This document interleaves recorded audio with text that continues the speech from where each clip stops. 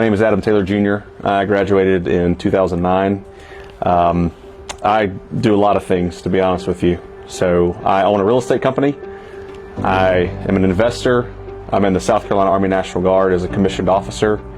And little known fact, I still hold a contract for a professional baseball team in the Atlantic League. Large was awesome.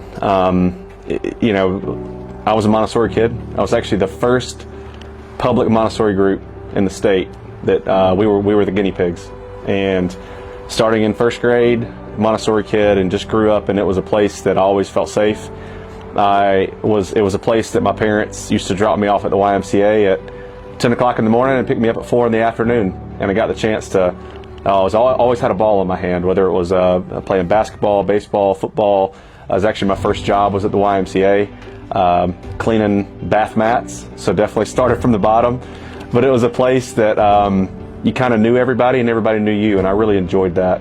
You had all different kind of walks of life, and it was a place that really, in my formative years, I'm so glad that I grew up there. So if you know me, it might be my greatest strength or my greatest weakness, but I try to be all things to all people.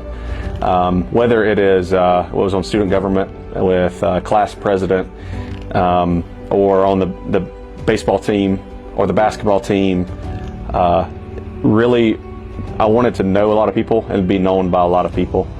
And it was something that I had a soft spot for those who would eat lunch by themselves, but also you could find me eating with the athletes and hanging out. I just wanted to make a difference and an impact, no matter who the person was. So in high school, I would say athletics was one of those things. I actually was a very late bloomer in baseball. I was actually a better basketball player for a long time. I could shoot the eyes out of it back then. But then my junior year, I just exploded as a baseball player and really went from unnoticed to scouted by Division I schools, ended up not going that direction. But I would say what defined me in high school was somebody who could be a class clown, but also took a lot of pride in their studies. Shout out to my parents for that. They were very influential in that, but also too, having purpose, mission, and direction, I would say, is something, whether it's academics, athletics, or even relationships. Again, I wanted to know people, no matter their upbringing, no matter their skin color, no matter their socioeconomic status. Just relationships were the most important thing to me. So I graduated in 2009, and the biggest change later on in high school was I went from a guy who was not recruited to play baseball anywhere to a guy that was getting recruited all over the place. And it didn't make a whole lot of sense at the time, but I ended up going to North Greenville University to play baseball. In my senior year of high school, they were 10-40. They were terrible. And I had people tell me not to go to North Greenville, but I knew deep down in my spirit that that's where I was supposed to go. And my freshman year at North Greenville University, not only did I meet my wife and some of my best friends, but we had the greatest comeback in the history of Division II baseball. We went from 10-40 to 46-14, and I got to play every game. I was a College World Series MVP as a freshman. I hit third for the baseball team all year and almost hit 400 as a freshman. And so it was a massive change of life. I didn't have a lot of passion, purpose, and direction in high school until I really exploded as a baseball player, and I think God gave me that tool to really develop me as a person, to take me to North Greenville, that continued my development across many, many things. I think the thing that baseball really taught me was it's okay to try hard, and it's okay to be good at things. I think I grew up a little bit apathetic towards I didn't have, like, again, the passion, purpose, direction that I had, that I think baseball really taught me that I'm good at doing hard things. And we as people are good at doing hard things if we apply ourselves. And so not only did I want to be a great baseball player, I wanted to be great academically as well.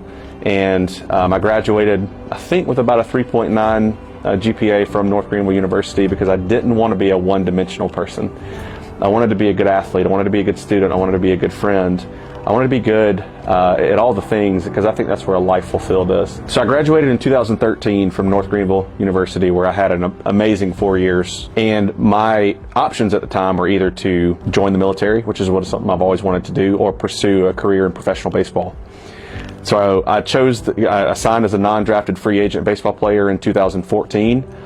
During that time, I actually stayed on at North Greenville as a graduate assistant. So I was pursuing a career in professional baseball along with getting my master's degree. And it was something that was probably the hardest 2 years of my life, because I was working literally 18-hour days, training as a professional athlete, coaching up other people, and then I was actually valeting in downtown Greenville so I could make a little bit of money so I could pay my bills.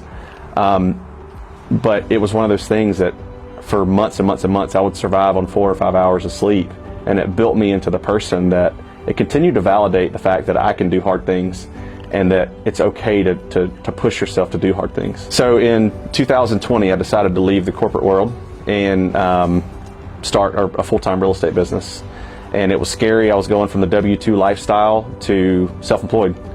And it was scary because I was jumping out into the unknown. But my personality type and my skill set is definitely meant to be self-employed and to create opportunities for other people.